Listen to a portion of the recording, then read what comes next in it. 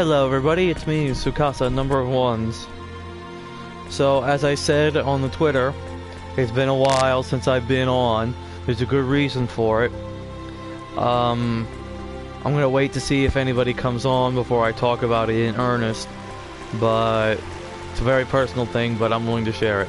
But I'm back finally, so let's try to get some more done. We're gonna head towards the castle because I did everything else. Oh, my stick is very intimidating. The royal castle lies ahead. We know, that's where we're going this way. The chapel is not open for worship at this time. If you are here to worship, come back later. Oh, I've heard that voice actor before. Otherwise, you'd best leave. At ease. Lady Nell! So these guys, I mean, these gentlemen are... That's right. We'll be going in now. Yes, ma'am! They got told. They got told.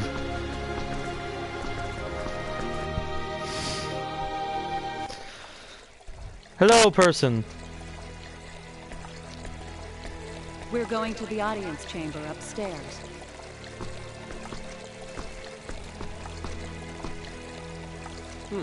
What's in there?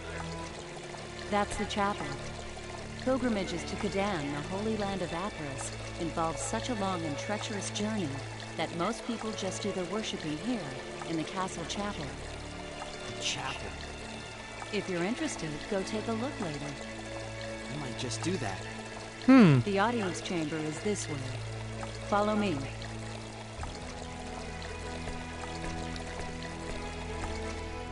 Oh yeah, you actually have to follow her. If you don't, people start hating you. I'm not kidding. You can't talk to her and tell her to rush, and you can't... I forget how you walk slow. Oh, that's how. And there goes my phone. I have my phone set up so that it makes the Hey Navi's Hey Listen from Zelda. What's she telling me?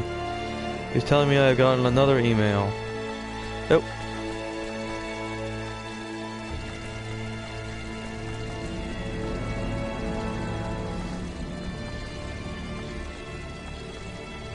If I match her pace, it's not so bad.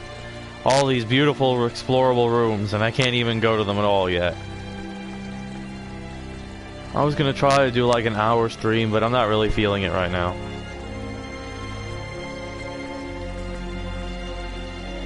Yep, and then you go right upstairs and follow her the rest of the way. I'm going to go to a certain spot, and then I'm going to stop.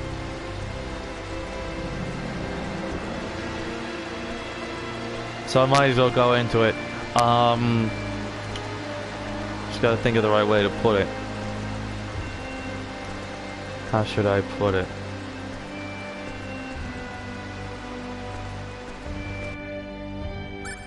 Well, I'll just say, last week I was in a mental institution. I got some stuff happened, which I don't remember all that clearly, and I wound up in a clinic. But I'm out now, and it's all good. I can talk about it in a different video, in a different forum, when there's people who actually respond. But that's why I wasn't here last week. I have returned, Your Majesty. You have done well. Are these the ones? Magistrate Lascelles, eh? Yes, Magistrate Lascelles. It's not like I just said his name. Lift your faces. Her Majesty will speak now. Listen well to her words.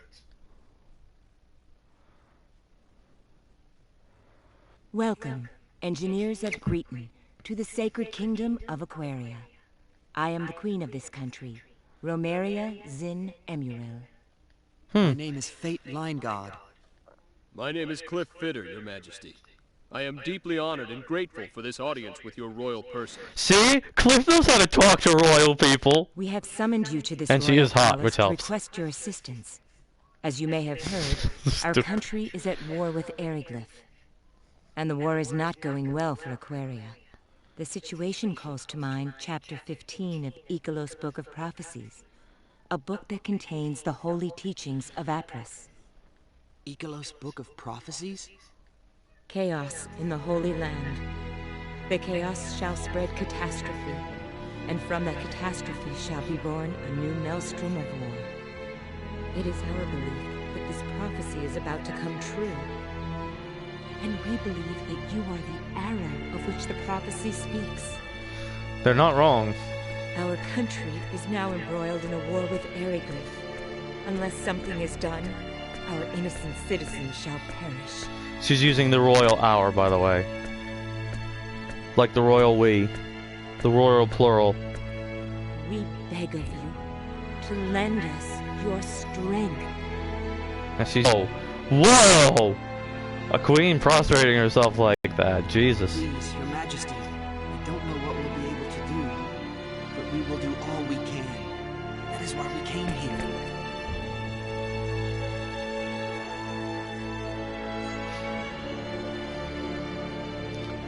But the Majesty appears to not care, so I guess that's just who she is. I like her. She's a good person. She cares about her people more than anything else. Clap, clap. What's up? I'm the guard. I'm walking in here with my katana. I'm taking forever to walk over here. Show the travelers from Greeton to the guest quarters. Yes, sir. Also, I have to figure out where the guide for this game ended up. Oh, it's right there. It's literally right there. Don't move. Who goes there? Reveal yourself. Slowly. Huh? Wait, you're that. I've seen you before. You live within our city walls. What are you doing here? Only authorized personnel are allowed in this part of the castle. Please don't be so angry with me. Oh, this guy. It's a bit embarrassing. You see, I came to worship at the temple, but I seem to have gotten lost on the way out. I've been wandering around here for quite some time. I'm sorry. I'll leave right away. Please forgive me. Came to worship. Yes, that's right. I'll be leaving now. Goodbye! Apparently. I haven't been really watching Attack on Titan, so... Ooh, there's some other updates to my good stuff. Alright. Shenanigans aside. You may stroll around the castle as you wish. If you need something, ask the nearest soldier. Laugh. I'm actually a bit of an artiste myself, although you wouldn't think it to look at me. Mirage said as much. I'm sure she did. That's right. She said, you're the kind of guy who decides with his emotions before using his head. In other words, she thinks I'm an impressionist. I don't think that's what she meant, Cliff. I don't think that's what she meant. Yeah, she also said I'm always looking at pretty women, which I guess was her way of praising my keen sense of aesthetics. Don't you think? Clev. I wonder. Well, anyway, there you have it. Be back in a bit. Cliff. Cliff's awesome. Cliff is awesome. Oh, there is a save point here. I'm gonna use it. Alright, I forgot how ridiculously over-leveled all our characters are. Here, look at this. Look at that. Look at that. Jeez. Any new terms? Alright, the Arrow of Apris. According to Icalos' Book of Prophecies, handed down from ancient times in the sacred kingdom of Aquaria. When chaos strikes the Holy Land, an arrow will shoot down from the heavens. That happened. This Icalos guy really knew what he was talking about. So, it was written by Aquaria the First, the first Holy Mother. It contains a total of 777 chapters and 13 sections. The following prophecy is recorded in the 15th chapter of the 10th volume. There shall be chaos in the Holy Land. From this chaos shall spread grave misfortune, and misfortune shall give birth to a new war. Birth to a new war. Amidst this war shall the arrow of Apris be shot down from the heavens. The arrow shall rend the earth from the heavens, and still create still more chaos. Be it years for peace awaits, and calm and tranquility shall rule in the end. Aquaria the 27th believe the arrow is the eagle. There's no way it's totally what it was.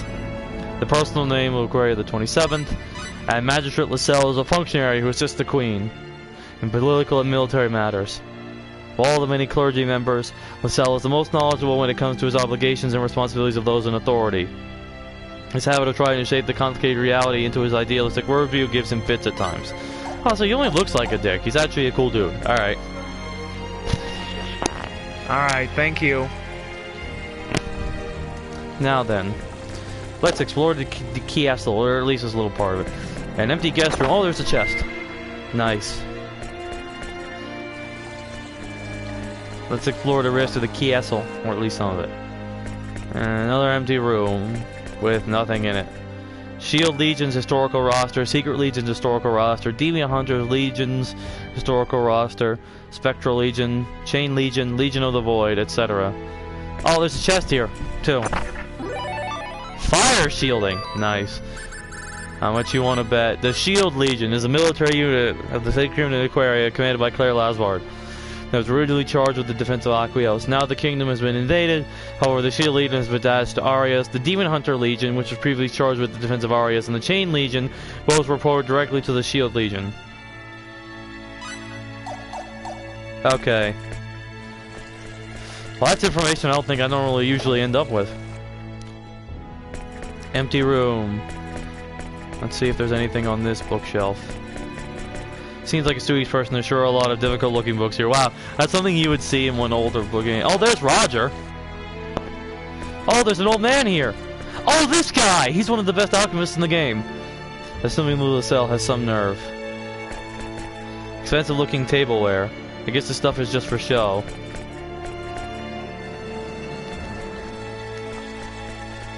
Jackpot, this place is wall-to-wall pretty ladies. It's too good to be true. Wow, Roger. I mean, he's not wrong, but still. A storehouse. Ooh, there's items in the storehouse. Compounding elixirs. Oh, I can't. I'll just leave it then. And a jewel of refuge. Of refuge. Of refugi. Alright. Oh, and some more ripe berries. This game sure does have a really nice berry-based economy. Alright. In one of these rooms... Ah, the Library of Theology. Oh, this guy's really good. I'm not employed with the council, an old friend lesbian, so save your question to somebody else. I have no obligations to him. He's another inventor. A wide variety of material concerning Aquaria and the Church of Apris are kept here. Our kingdom is the oldest land on the continent that can trace its roots directly back to Aquar. One could even say our land is steeped in the very history of this continent. After Creatia, the Holy Mother, Crestia the Holy Mother, was crowned Servia the First. The sacred orb was returned to Cadan by her brother Ronaldo. It is said that Ronaldo was thereupon blessed by the goddess Elena and received a stone tablet engraved with 10 divine precepts that all worshippers of Avarice must obey. Alright, so I'm going to read all of this. Let's see. Nothing there. That was the fifth thing. Traveler's Guide to Greeton's Races. The Kingdom of Greeton is an immense land located on the continent of Greeton to the east. The majority of the town are mineral-based creatures comprised of barkite, a very rare mineral known as rock folk. They developed a high intelligence via the absorption over many centuries of trace amounts of runological force that exist in the environment. Among rock folk, there are very few special individuals who are born with the ability that allows them to learn the art of controlling mecha men made of metal. Known as mechateers, these special rock folk are highly regarded in their society. Alright, I thought there would be more of those. Alright. The Republic of Sanmai is characterized by the worship of different gods depending on the region. This is due to the fact that there are so many different races living within its borders. Unlike our Church of Apris, wherein there is an all-powerful main god worshipped by all our people, the races of Sanmai each worship a completely different set of gods. The total number of gods worshipped is said to be anywhere from 1,023 to 65,535. It seems even the inhabitants of Sanmai do not even know for sure. What the heck? It's a lot of gods. The history of Gaid. The bitter struggle against the mechanized corps controlled by the Snake of Valeria continued beyond all hope. One day, Crestia single-handedly slipped through the enemy's defenses into the land of Surfurio. She stood defiantly before the accursed Beck Master and raised to the heavens the sacred orb, which she had received from the emissary of Apris upon visiting the shrine of Cadan.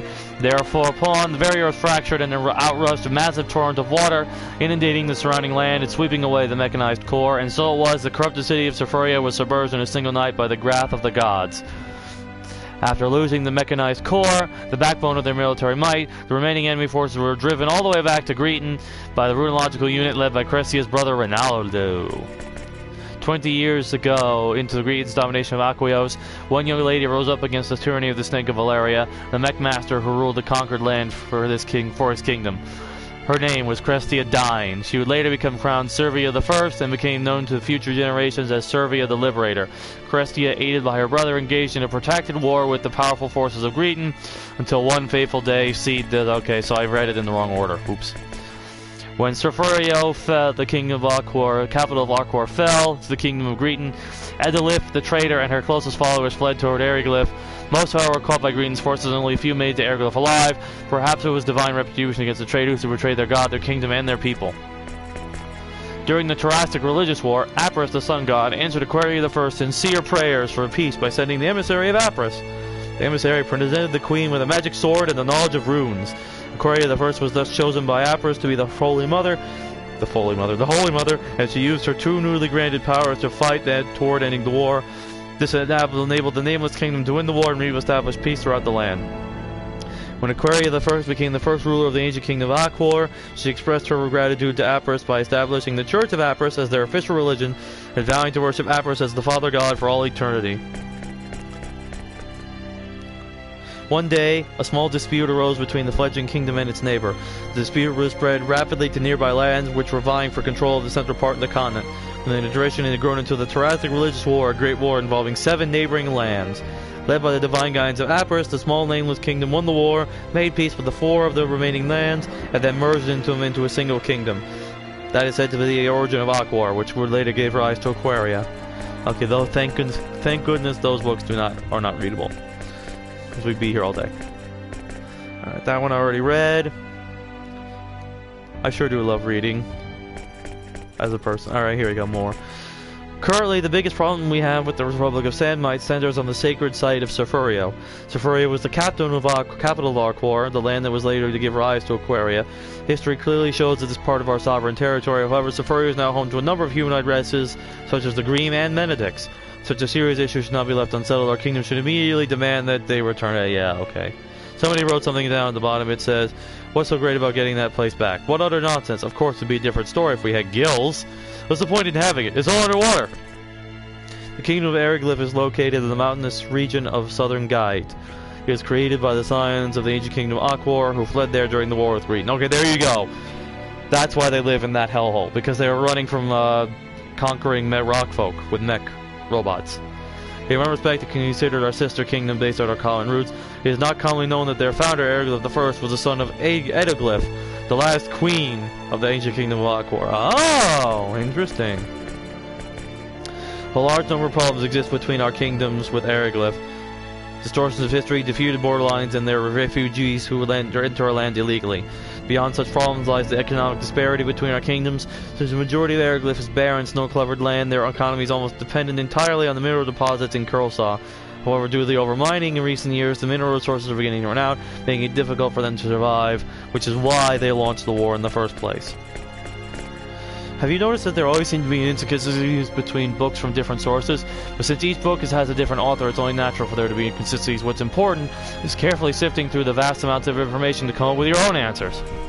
She's right. The gods of Apris, the goddess of time, Laria, is the other twin born from the sleeves of Arinia and Palmyra. She's a quiet deity who presides over sorrow and growth. This guardian of fairies intertwines time with her wand. The goddess of water, Shar, is one of the beautiful twins born from the sleeves of Arinia and Palmyra. She is a serene deity who presides over spring and tears. This guardian of all that lives in water interrupts winter with her sword. The god of the land, Ire, largest of all the deities, is the offspring of Apris and Palmyra. He is a fearsome-looking yet gentle deity who presides over the mountains and valor. This guardian of all who roam the land quietly takes care of matters with his mighty battle axe. He speaks softly and carries a massive fucking battle axe the size of a mountain. The god of darkness, Aureus, born with eyes that pierce the night, is the offspring of Apris and Palmyra. He is a hideous deity who presides over the night and sleep. This guardian of all that lurk in the shadows fills the world with distress with just a few words. The 3 moons that circle our world, along with Apris, are the embodiments of his 3 wives. The largest moon is Arisa, goddess of moon and storms, moon and thunder. She's a fierce goddess who presides over storms and war, the moon and rain. A tranquil goddess who presides over water and beauty. She is the youngest of the 3 sisters. These 3 beautiful wives of Apris, the sun god, are also the mothers of 8 deities who preside over the natural world. The gods. The Church of Apris worships many gods in addition to Apris, the sun god's wives, the triplet moon goddesses, along with their offspring, the 8 gods of the land, water, fire, clouds, light, darkness, time, and the underworld. Then there's the emissary who's charged with conveying the words. These gods and goddesses are enshrined in temples across our land, where they are worshipped by countless believers. The Holy Mother is the prophet of the gods sent by Apris, the sun god, whenever the kingdom faces a crisis. From birth, the Holy Mother has strong powers of divination, and the flow of runological force induced by runes can be seen directly by her eyes. Only one possessing such sacred power in her eyes can gain mastery of the many sacred treasures bestowed by the gods. Some say that perhaps the very powers of divination possessed by the Holy Mother should be counted among the sacred treasures bestowed by Apris, the emissary. Whoops. I accidentally... There we go. Okay. The Sword of the Crimson Scourge is a sacred treasure bestowed upon Aquaria, the first by the emissary. The sentient sword chooses who may possess it, and it is said that when it is wielded by one who has accepted it as its master, it can even cleave the sky in two. The sword is currently in the hands of Eriglyph, for it was taken from our land by Edelglyph, the traitor. Okay, the Sacred Tablet is a sacred treasure bestowed upon Saint Ronaldo Dine by Elena, goddess of light. Upon its surface are carved 10 precepts that all followers must obey. 1. Thou shalt walk thine own road, provided thou dost not violate the following precepts. Thou shalt not steal, maim, nor kill. Thou shalt practice moderation, not indulgence. Thou shalt cherish thy fellow man, and value the souls of all living creatures, for they are equal. Thou shalt work hard and fulfill thy duties, for indolence is death of the soul. Thou shalt not cause needless strife, for pain begets anger, and anger begets suffering. Thou shalt abandon desire and broaden thy knowledge. Act upon truth, not illusions. Thou shalt judge fairly. It is a sin to do otherwise. Thou shalt punish criminals according to their crimes, for those who go unpunished will commit them again. However, number 10, thou shalt never punish the innocent. The Sacred Orb is the sacred treasure bestowed upon Servia the Liberator by the emissary of Apris. It has the power to produce an endless amount of water, and legends say it once submerged the entire city in a single night. The sacred treasures of great power that have been found are evidence of the existence of the gods. They include the Sacred Orb, a crystal of pure runological force, the Sword of the Crimson Scourge, which assimilates the souls of its victims. Oh god, it eats the souls of people it kills. The Sacred Tablet of the 10 Precepts, which record the laws handed down by the gods, and the living eyes of the Holy Mother. They are all mysterious treasures with powers beyond all mortal comprehension. It can be said that the very existence of these treasures proves that there truly are gods. The Book of Creation. Over a period of 1,024 years, the Father God Apris, together with the 3 moon goddesses, created a new land of hope and the many things living there. Once they finished creating all life, Apris threw his own body into a blazing fire, transforming his very soul into a great mass of flames that rose into the heavens. Thus he became embodied as in the sun, so he could watch over the world for all eternity. The 3 triplet goddesses also sought to protect the world together with their husband. As they rose into the heavens, the ever-curious Orisa kept looking back at the world they created, and so it was that she ended up being separated from the other 2 moon goddesses circling our world. Okay, it's the same book, both times.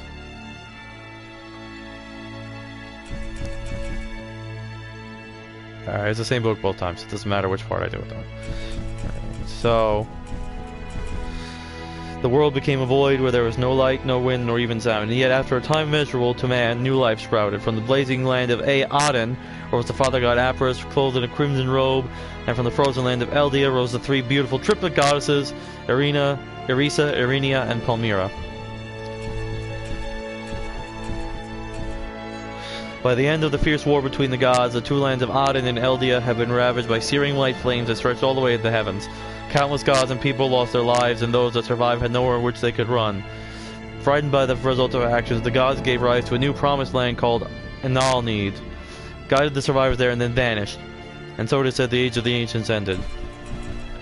One day, out of idle curiosity, the Serapharia, who was born in Eldia but raised in Aden, sowed the seeds of a strife between the demon Lucifer and the Deva lands. Oh, this is from the second game. The seeds soaked up in the red water Faria gave them, and in Glucanamai they sprouted and grew so big that they covered all of Eldia. In time, the small strife turned into a fierce hatred, precipitating a massive war that ultimately involved the people of Aden as well. So, in the distant past, when even the sands of time did not flow, it is said that this world was divided to the promised land of Aden and the land of Eldia, where those of unfledged souls flock. Aden was protected by divine powers of the 10 deities, and the people there lived in peace and happiness. But in Eldia, where the powers of the 10 deities could not reach, the negative emotions of anger, hatred, suffering, envy, jealousy, scorn, and lust, the 7 deadly sins, filled the land. Okay. So let me see if the other gods are on these bookshelves here. I might have just missed them. Entwines, time with her wand. Oh, there we go. The god of the underworld is Folstar. He's the unwanted offspring of Avarice and Erinia. He's a cruel deity who presides over winter and fear. This guardian of the dead reaps souls with his longsword. Is that cool? The largest dog. I did that one. There we go. The goddess of fire, Durna, armed with a blazing bow, is the offspring of Avarice and Erinia. She is a selfish deity who presides over knowledge and the hunt. The guardian of dragons protects the world along with Solon. Solon, the god of clouds, is the fastest of all deities and is the offspring of Avarice and Erisa. He's an open-handed deity who presides over freedom and peace. This guardian of spirits changes form to journey throughout the land. Arias we heard of. Elena. Oh, Elena, born with wings of pure white on her back, is the offspring of Avarice and Erisa. She is a valiant deity who presides over courage and authority. She is a keeper of all who sing songs that inspire heroes and all creatures who soar through the skies.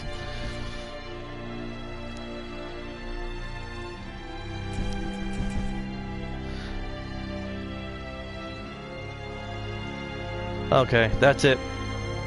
We got them all. Whew, that was a lot of reading. And that's just the theology area. There's another whole half to the castle. That way we can't go because Nell's blocking it. You have to go over the shrine. But let's explore the other rooms. The runological weapon fabrication room. By the way, that's what they look like. I think they look pretty cool, personally.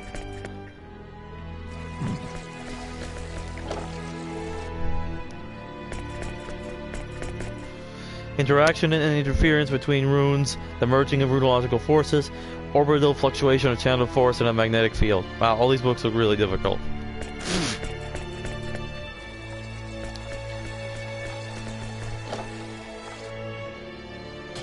Materials storehouse. No items though, interestingly enough. Thank you.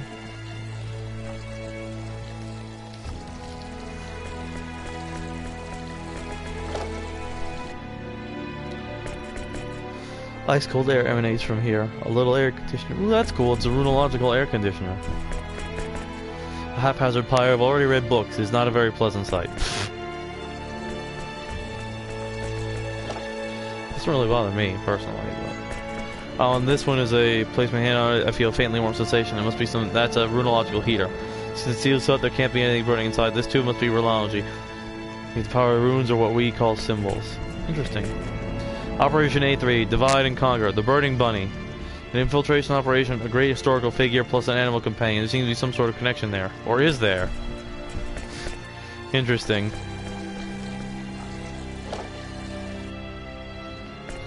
Oof, this room is even messier than the last one. Lots of reference material got out. She's definitely not a neat freak. Huh.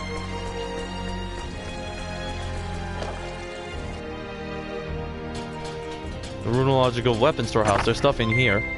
A jewel of alertness. And some more blackberries. And another runological weapon.